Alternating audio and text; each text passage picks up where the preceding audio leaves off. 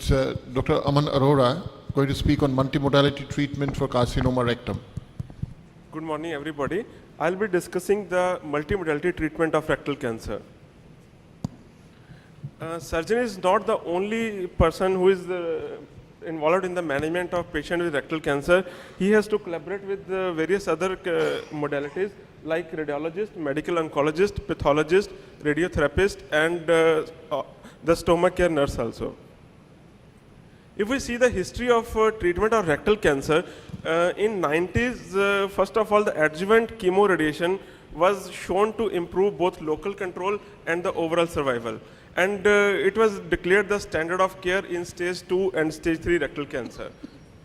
With further advancement in surgery, Professor R.J. Hield, he revolutionized the surgery by introducing the concept of total mesorectal excision.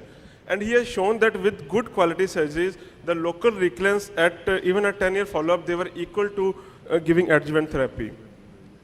The next era came of neoadjuvant radiotherapy. The Dutch colorectal group was the first group to show a decreased local recurrence compared with the TME alone. And these were followed by further randomized controlled trials, this German and MRC trial. And the local recurrence rates, they were significantly lower as compared to with adjuvant chemoradiation therapy. And post-operative therapy, it was associated with significantly lower sphincter saving procedures and higher rates of toxicity because of radiation. So based on these studies, neoadjuvant chemoradiation followed by rectal resection and TME, that was the standard of care 6 to 8 weeks later, was the standard of care for stage 2 and stage 3 rectal cancers. So I'll discuss the controversy related to the neoadjuvant chemoradiation. The first question we will be answering will be that do all locally advanced rectal cancer patients need neoadjuvant? Which neoadjuvant treatment should be used, radiation should be used, short course versus long course?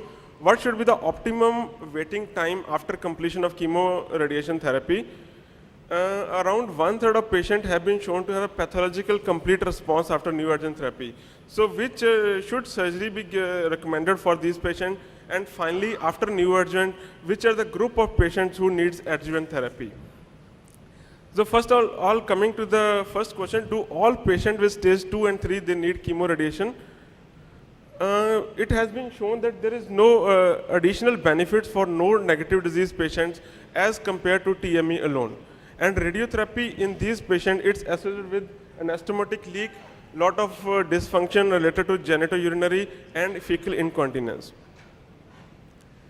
This was an editorial written in Annals of Surgical Oncology, which the authors, they have written that the combined modality therapy is often more used, and it's used, the heading as combined modality therapy too much too often. So this was another study which has shown that preoperative chemoradiation may not always be needed in all patients with T3 and T2N positive rectal cancer. And the conclusion was that patient with clinical rectal cancer stage at T3N0 or T2N0/1 with free margin more than 2 mm from mesorectal fascia probably may not benefit from neoadjuvant chemoradiation. So this, from here came the concept of this circumferential resection margin, and this was just, MRI is the best modality to assess the mesorectal fascia. So with the accuracy within 0.5 mm. So these authors, they have shown a good prognostic MRI, which includes the involvement more than 1 millimeter from the mesorectal fascia with no evidence of extramural venous invasion, and patients with disease T2 or less, and T3 and T3B up to 5 mm invasion, regardless of the nodal status. So they have shown that in these subgroup of patients with good prognostic MRI, patients, the local recurrence rate was around 3.3%, which is equal to the good results published in rectal cancer.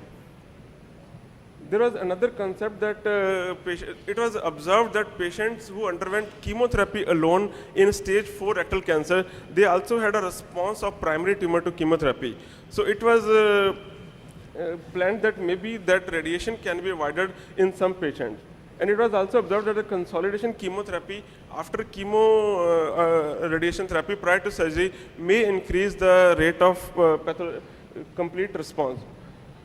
There is an ongoing trial which is a prospect. In this, the patients are given first chemotherapy, they are again restaged, and if there is a significant response, patient straightway goes for TME. And if there is no response, then they are otherwise treated by a standard chemoradiation, so that radiation is avoided unnecessarily in all patients. Coming to second question, short course versus long course. The concept of long course is tumor regression and downstaging. So it may help in sphincter preserving procedure in some patients. The short course, the advantage is that it is well tolerated. Although it has been shown that the long-term complications are there more, because there is a higher dose per fraction in short course radiotherapy. And it's usually recommended for patients where the tumor margin threatens the mesorectal fascia.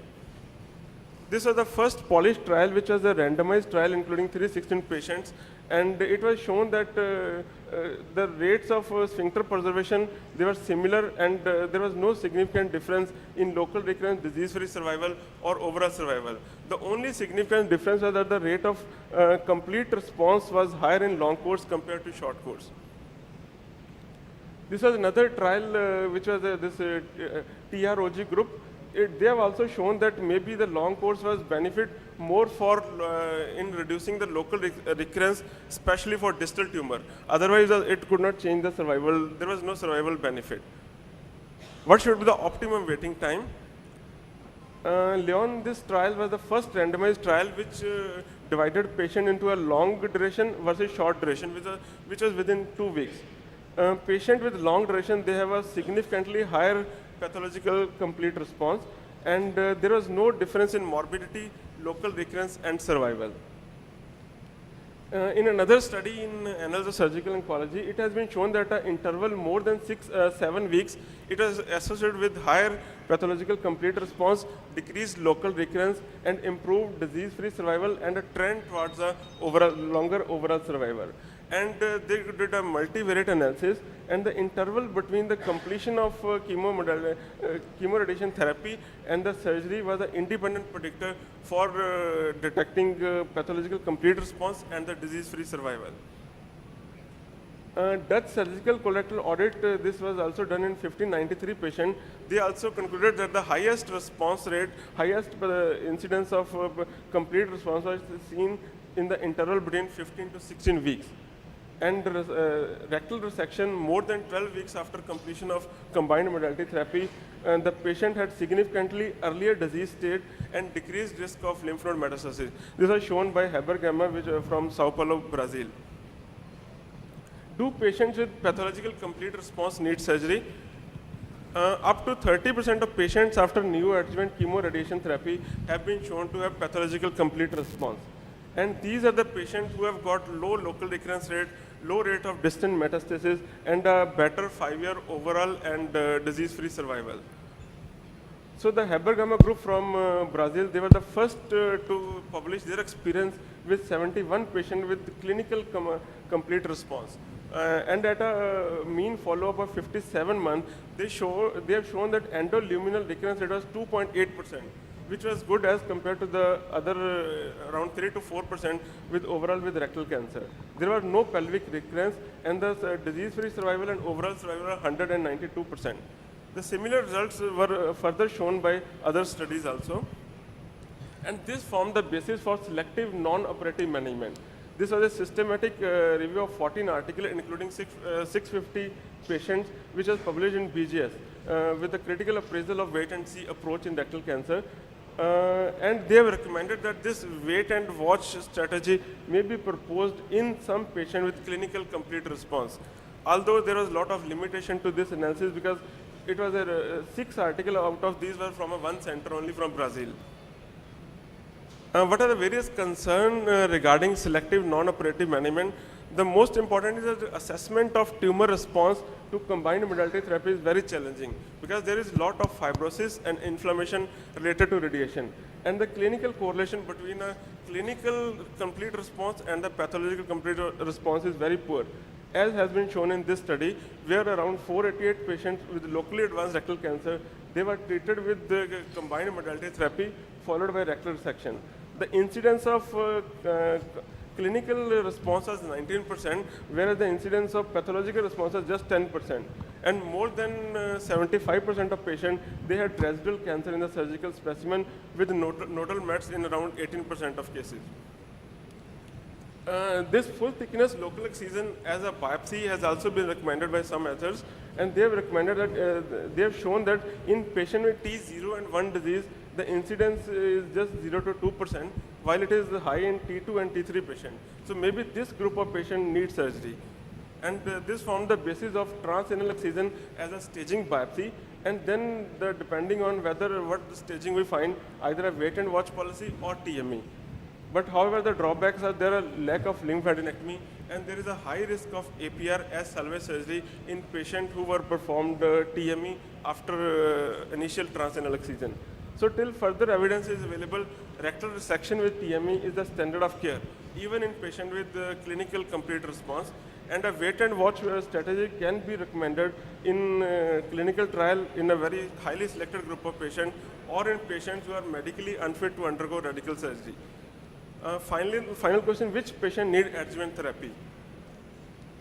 There are studies which have shown that the maximal benefit, the maximal benefit is shown in patients which have an intermediate response.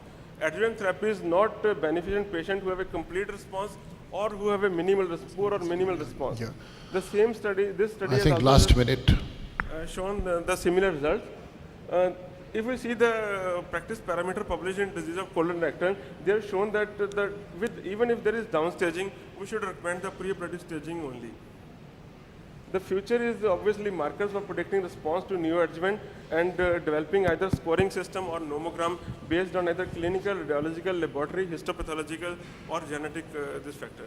So the take-home message: multimodality therapy in rectal cancer is gold standard. Long course is the recommended neoadjuvant chemoradiation. Waiting period optimum is 6 to 8 weeks, and in patient with pathological complete response, till further evidence is available, rectal resection is TME is the standard. Adjuvant therapy decision should be based on pre-operative staging, and predictor of response to neoadjuvant is the future of multimodality treatment. Thank you.